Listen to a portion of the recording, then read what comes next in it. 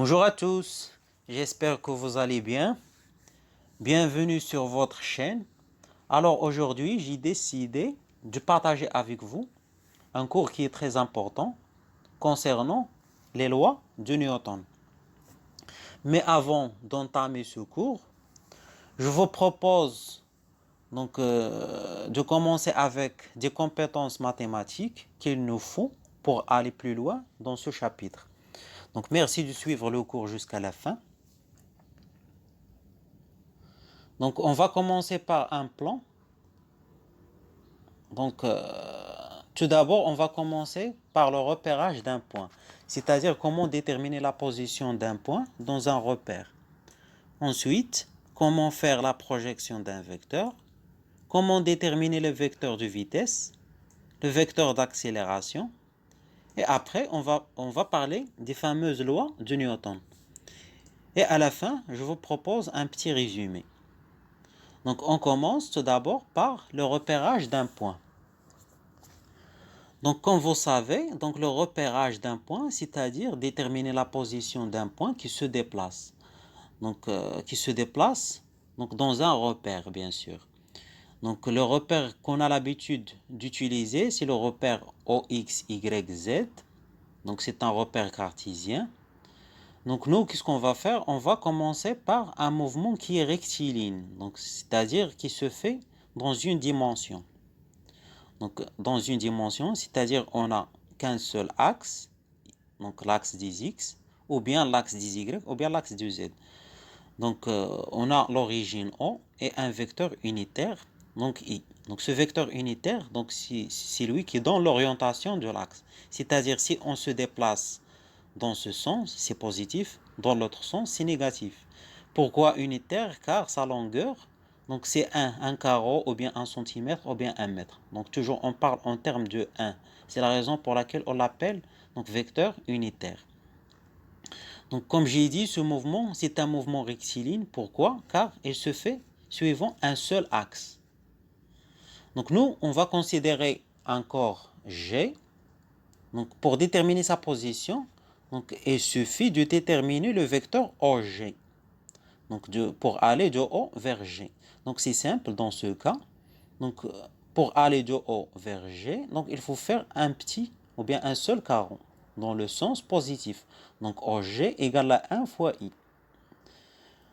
Le corps G se déplace encore d'une manière rectiligne. Donc, pour déterminer le nouveau vecteur OG, donc, il faut faire donc 1, 2, 3, 4, 5. Donc, c'est 5 carons dans le sens positif. Donc, c'est 5 fois I. Si on considère un autre corps, ou bien qui se déplace dans l'autre côté, donc maintenant pour déterminer OG, donc il faut aller de O vers G. Donc, il faut faire 3. Donc, 1, 2, 3. Mais dans le sens inverse. Donc, moins 3I. Maintenant, si on considère donc, une position quelconque de G, donc G sera repéré par sa coordonnée X. Donc, maintenant, c'est simple pour déterminer OG. Donc c'est X fois I. X la coordonnée de G.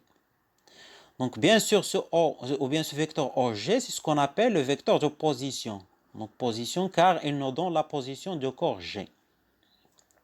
Donc vous voyez, comme vous voyez, donc c'est simple pour une seule dimension. Donc OG sera repéré par sa coordonnée suivant l'axe. Par exemple, si on travaille avec un axe Y, donc OG sera égal OG, donc Y fois J. Et pour Z, donc OG sera égal donc Z fois K. On passe maintenant pour le repérage d'un point dans deux dimensions. Donc deux dimensions, ça veut dire on va travailler avec deux axes, X, Y, et O le centre de repère. Ici le mouvement, on l'appelle, donc c'est un mouvement qui est plan. Donc il se fait dans le plan X, Y.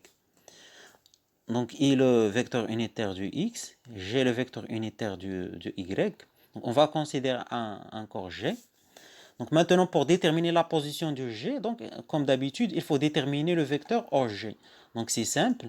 On fait tout d'abord la projection de G sur l'axe des X pour avoir la coordonnée X, ou bien donc 2 dans ce cas.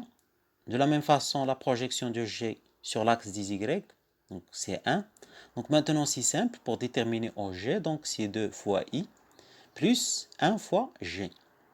Pour généraliser, donc si on considère un G donc quelconque, donc il faut faire la projection de G sur l'axe des X pour avoir la coordonnée X, et sur l'axe des Y pour avoir la coordonnée Y.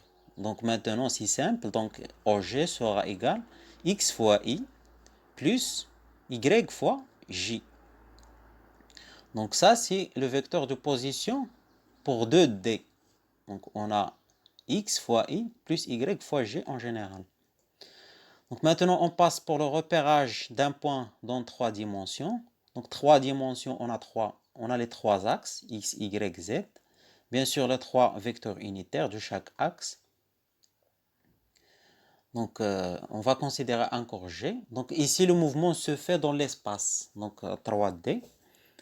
Donc de la même façon, on va faire la projection tout d'abord de G sur le plan XY, puis la projection sur l'axe des X pour avoir la coordonnée X, et la projection de ce point sur l'axe des Y pour avoir la coordonnée Y. Et enfin, la projection de G sur l'axe Z pour avoir donc, la coordonnée Z. Donc de la même façon, OG sera égal donc X fois I pour l'axe des X, et Y fois G pour l'axe des Y, et Z fois K pour l'axe des Z. Donc c'est ce qu'on appelle toujours le vecteur de position. Maintenant, on va parler de comment on va déterminer donc la norme de ce vecteur. Donc qu'est-ce que ça veut dire la norme? C'est-à-dire la longueur de ce vecteur OG. Donc c'est simple. Donc il suffit de calculer donc le racine carré de x carré plus y carré plus z carré. Donc c'est la norme du vecteur OG. C'est la longueur, donc ou bien c'est la distance donc à faire pour aller de O vers G. Donc bien sûr, il s'agit d'une distance, donc il sera mesuré en mètres.